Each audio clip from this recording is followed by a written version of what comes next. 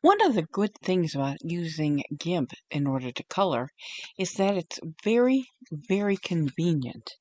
If you are at a place where you have no access to your hobbies like your books or your pens, your paper, in your paints and your crayons. Once you learn how to color in GIMP, you can download line art from Pixabay, bring it up in GIMP, and just sit, relax at your desk and start coloring. All right. So what we're going to do here is to show you a beginner's way of coloring, an easy way of coloring with GIMP in case you haven't had experience with it. Believe me, there are people who are truly experts in GIMP and they'll probably know uh, much easier ways of doing this. All right, but I'm basic in GIMP, but I'm going to show you what I know, and I think it's enough for beginners. So what we're going to do right now is we're going to show you around here. And in the description of the YouTube video, I talk about the fuzzy selection tool, and it's right there. Do you see where I have it? That's right there, fuzzy selection tool. And here you have your bucket fill tool, and here you have your paintbrush. Right here is your color picker. For example, if you were to click on it, a color palette would come up and you could change your colors. Okay, here in case you ever need it, would be your tool options. For any tool that you choose up here, whether it's your fuzzy selector tool, your paint bucket, or your paintbrush, it will come up with an option box.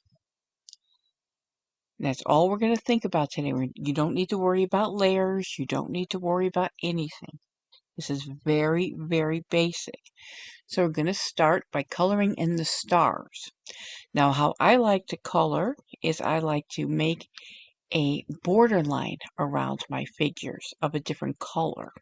So I'm going to make my borderline around the star yellow and the inside green. So let's get started.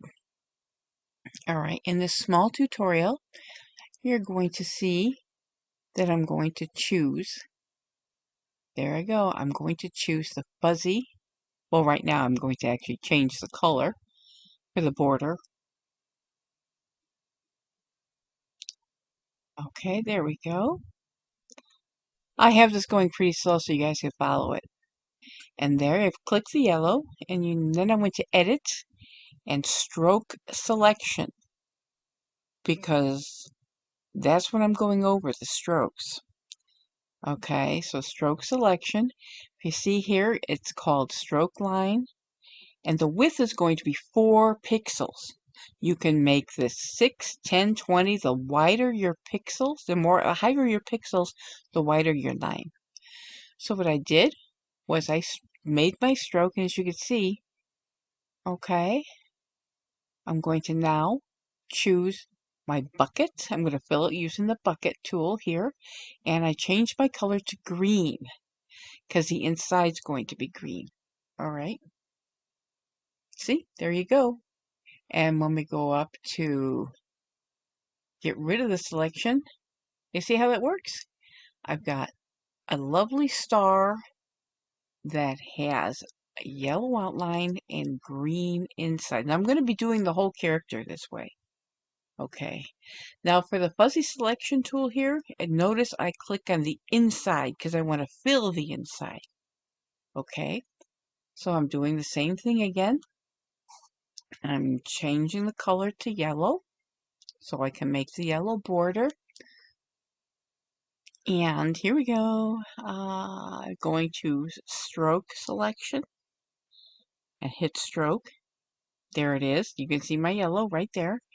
And now I'm going to go change my color from yellow to green. All right, hit OK. And then go to the bucket tool. And here we go.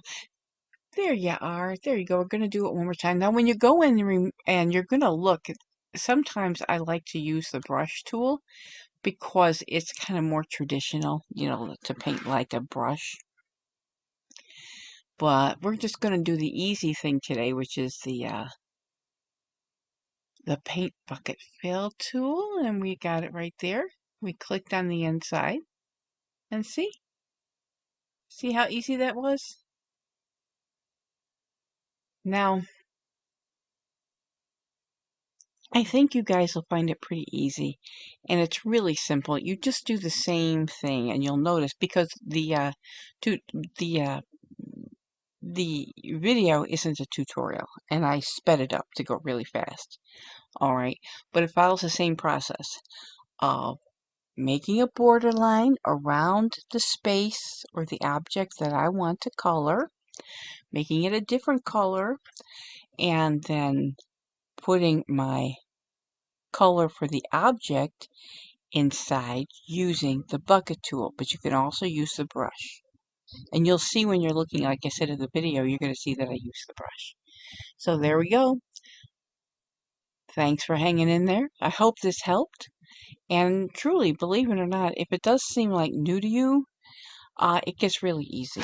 And trust me, what's nice about GIMP is once you get used to the basics of coloring with GIMP, you can do all kinds of fabulous things to your pictures. All types. GIMP operates basically like Photoshop, except GIMP is free and it's amazing. It's very dependable and it's been around for many, many years. Okay.